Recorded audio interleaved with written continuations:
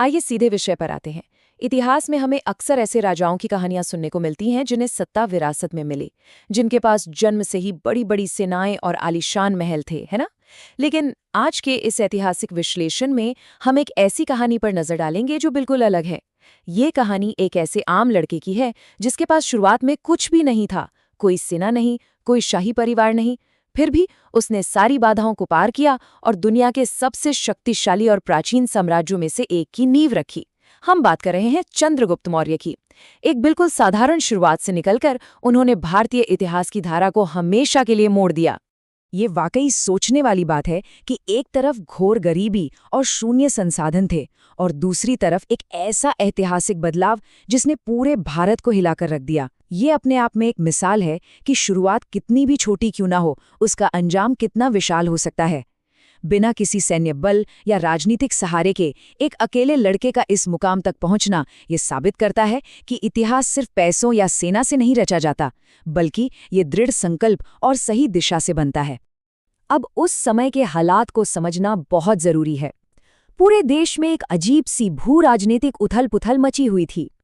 एक तरफ पूरा देश छोटे छोटे राज्यों में बटा हुआ था। हर जगह अलग अलग राजा थे, उनकी अपनी अलग सेनाएं थीं और वे लगातार आपस में लड़ते रहते थे। कोई एकता नहीं थी। वहीं दूसरी तरफ मगध का राज्य था, जिस पर नंद वंश का राज था। नंदों के पास अपार धन था और एक बहुत ही विशाल सेना थी। सच कहें तो वे बेहद शक्तिशाली थे, लेकिन उनकी सबसे बड़ी कमजोरी ये थी कि वे अपनी ही जनता के बीच बिल्कुल भी लोकप्रिय नहीं थे। लोग उनसे त्रस्त थे और यही वो अराजक माहौल था जिसने एक बहुत बड़े बदलाव के लिए मंच तैयार कर दिया। और ठीक इसी उथल-पुथल भरे दौर में एक ऐसी घटना घटी जिसने सब कुछ पलट के रख दिया। एक बहुत ही तेज दिमाग वाले साधारण लड़के की मुलाकात एक महान गुरु से होती है। चंद्रगुप्त और चाणक्य की ये मुलाकात कोई छोटी-मोटी घटना नहीं थी। सच मानिए ये भारत के इतिहास को नया आकार देने वाली एक चिंगारी थी। चाणक्य कोई आम शिक्षक तो थे नहीं, वे एक दूरदर्शी थे। उन्होंने उस युवा लड़के में सिर्फ एक विद्यार्थी को नहीं देखा, बल्कि भविष्य के एक महान सम्राट को देखा। एक ऐसा सम्राट जो उस बटे हुए भारत को एक सूत्र में बांध सके। यहाँ से शुरुआत होती है एक सम्राट को शून्य से गढ़ने की। गुरु चाणक्य ने चंद्रगुप्त के लिए जो पाठ्यक्रम तैयार किया, वो किसी भी आधुनिक विश्वविद्यालय की पढ़ाई से कहीं अधिक कठोर था। उन्होंने उस युवा को सिर्फ युद्ध की कला ही नहीं सिखाई, बल्कि उसे कूटनीति और राजनीति के गहरे पेच भी समझाए। और सबसे बड़ी बात, उसे रणनीतिक सोच दी। ये सिर्फ तलवार चलाना सीखने के बारे में नहीं था, ये एक पूरे साम्राज्य को चलाने, दुश्मनों को पछाड़ने और जटिल राजनीतिक चालों को समझने का एक संपूर्ण प्रशिक्षण था। सच कहा जाए तो चाणक्य ने चंद्रगुप्त के दिमाग को ही एक अजय हथियार में बदल दिया था। वैसे ज्ञान और शक्ति तभी काम आते हैं जब उनका सही इस्तेमाल किया जाए। गुरु चाणक्य का एक बहुत ही मूल रणनीतिक दर्शन था, और वो ये था कि राजा वही बनता है जो सही समय पर सही वार करे। ये बात आज भी कितनी सटीक बैठती है। ये दर्शाता है कि सिर्फ संसाधन होना या शक्तिशाली होना ही काफी नहीं है। अगर वार गलत समय पर हो तो सब कुछ बेकार है। सही समय की परख और आपकी बौद्धिक क्षमता कच्चे सैन्य बल से कहीं ज्यादा ताकतवर होती है। और बिल्कुल यही वो सिद्धांत था जिसने चंद्रगुप्त को अपने शक्तिशाली दुश्मनों से हमेशा एक कदम आगे रखा। जमीनी स्तर पर अगर देखें तो ये एक बेहद सुव्यवस्थित रणनीतिक योजना थी जिसे एकदम सटीकता के साथ लागू किया गया। ये कोई रातों रात मिली सफलता नहीं थी। इसके 4 मुख्य कदम थे। सबसे पहले उन बिखरे हुए छोटे छोटे राज्यों को एक साथ जोड़ा गया। फिर उस जनता का भरोसा जीता गया जो नंद वंश के अत्याचारों से पहले ही परेशान थी। लोगों का ये भारी समर्थन हासिल करने के बाद एक मजबूत और निष्ठावान सेना तैयार की गई। और अंत में जब पूरी तैयारी हो गई, तब जाकर शक्तिशाली नंद वंश के खिलाफ सीधा विद्रोह शुरू किया गया। ये पूरी तरह से एक सोची समझी और चरणबद्ध प्रक्रिया थी। इस पूरी रणनीति का सबसे चरम बिंदु तब आया जब मगध की राजधानी पाटलिपुत्र पर सीधा हमला बोला गया। ये वाकई में एक ऐसा दृश्य था जहां एक नई बनी सेना एक ऐसे विशाल साम्राज्य की राजधानी पर हमला कर रही थी जिसके पास असीमित संसाधन थे। नंदों की सेना गिनती में चंद्रगुप्त की सेना से कई गुना बड़ी थी। एक तरह से देखा जाए तो ये सीधे मौत के मुंह में जाने जैसा था।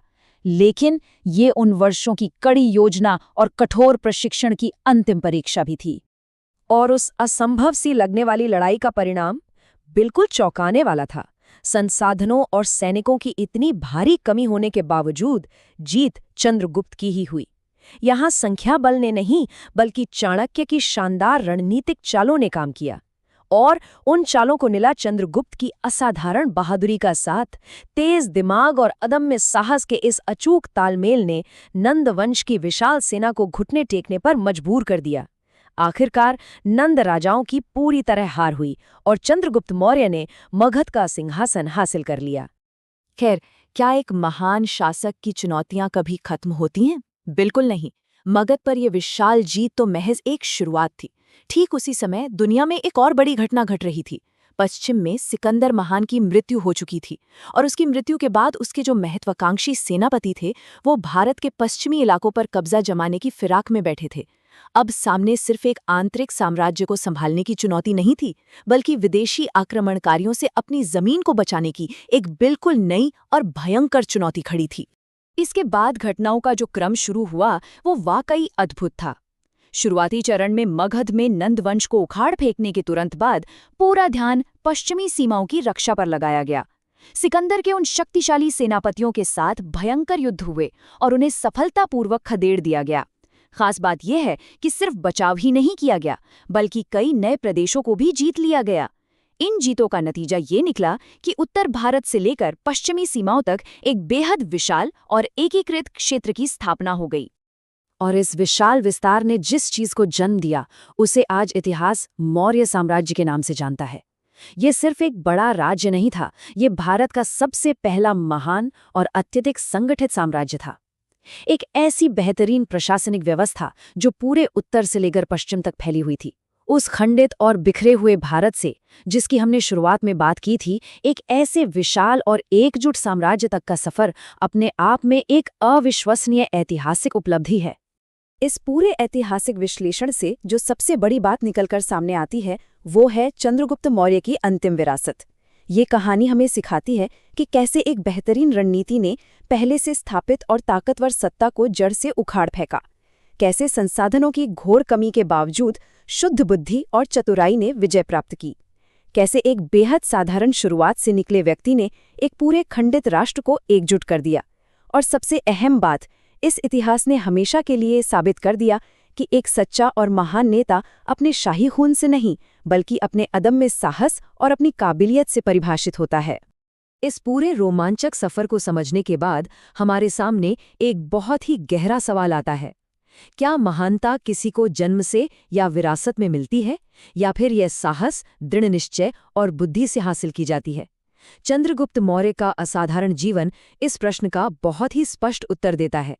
यह इतिहास हमें यह सोचने पर मजबूर करता है कि सत्ता और महानता का असली स्रोत आखिर है क्या। इसी गहरे विचार के साथ आज के इस विश्लेषण को हम यहीं विराम देते हैं। इस ऐतिहासिक सफर में शामिल होने के लिए बहुत बहुत धन्यवाद।